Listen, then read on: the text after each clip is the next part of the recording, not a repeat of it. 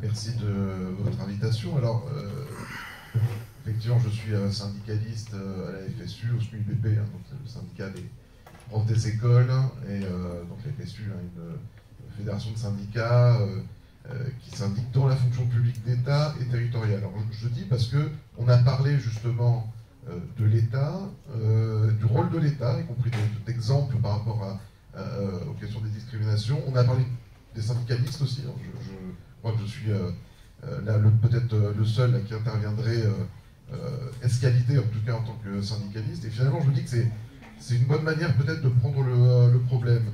Là, je vais parler justement de la question de l'accès et des discriminations qui peuvent exister dans l'accès à la fonction publique.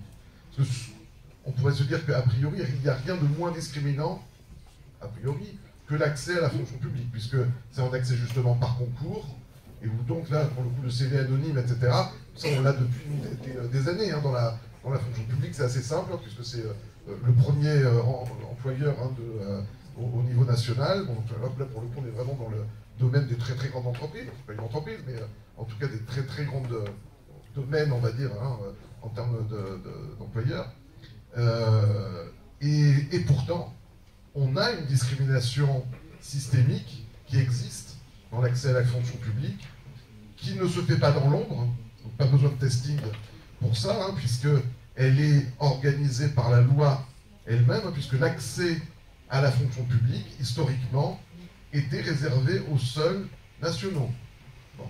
Alors la chose d'ailleurs a changé, puisque depuis 2005, l'Union européenne a imposé à la France de changer ses modalités d'accès à la fonction publique, a imposé, à partir de début des années 2000, et donc ça s'est traduit dans la loi en 2005, a imposé l'accès aux étrangers communautaires à la fonction publique.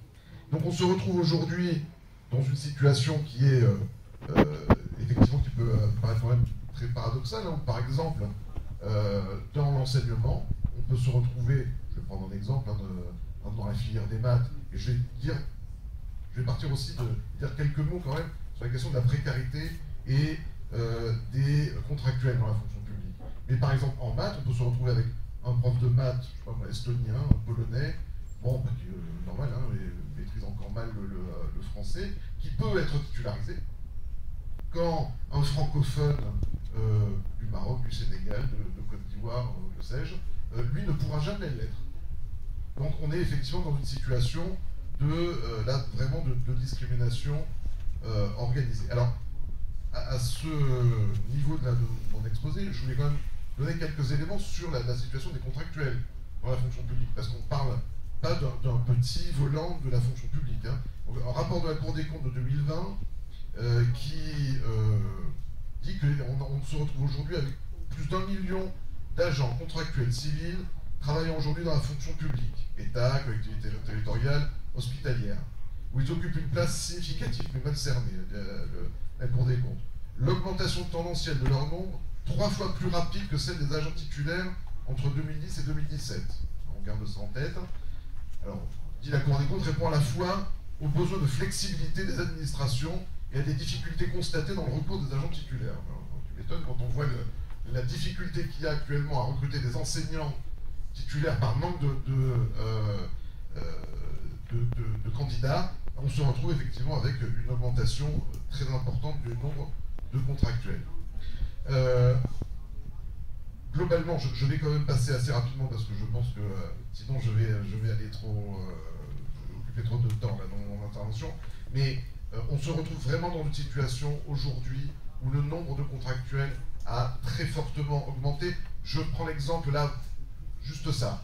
Dans mon département, le Val-de-Marne, cette année, c'est la première année où on a embauché plus de contractuels que de stagiaires dans les écoles.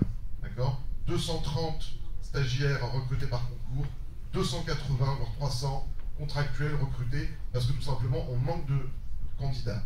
Et dans le secondaire, c'est vraiment quelque chose de structurel, notamment dans les matières scientifiques, maths, sciences, biologie, etc.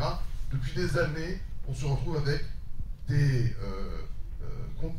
contractuels qui ne peuvent pas passer le concours de manière structurelle. Hein. Donc, pour nous, à la FSU, on considère cette situation non pas comme raisonnable, comme l'a dit encore récemment le ministre Papendiaï, hein, qui disait bon, 8% des effectifs dans le second degré, on considère ça comme raisonnable. On pense que ça ne l'est pas, mais il faut rendre justement accessible à tous l'accès à la fonction publique. C'est une question de justice. Hein, et là, on pourrait effectivement relancer le chantier de l'égalité d'accès aux emplois par la fonction publique. C'est une nécessité en termes de justice d'accès à l'emploi. Tout travail mérite salaire égal, mais aussi statut égal, si on considère que cette mission peut être remplie de manière pérenne. Et c'est bien le cas en l'espèce, hein, avec les contractuels qui le sont de manière pérenne. Donc la FSU revendique concrètement l'extension du système actuellement en cours pour les étrangers communautaires à l'ensemble des étrangers, y compris extra-communautaires. Et ça, on veut le porter évidemment aussi de manière unitaire avec l'ensemble des syndicats de la fonction publique. Et je pense que ça peut aider dans cette lutte justement à plus généralement la question des non-discriminations à l'emploi.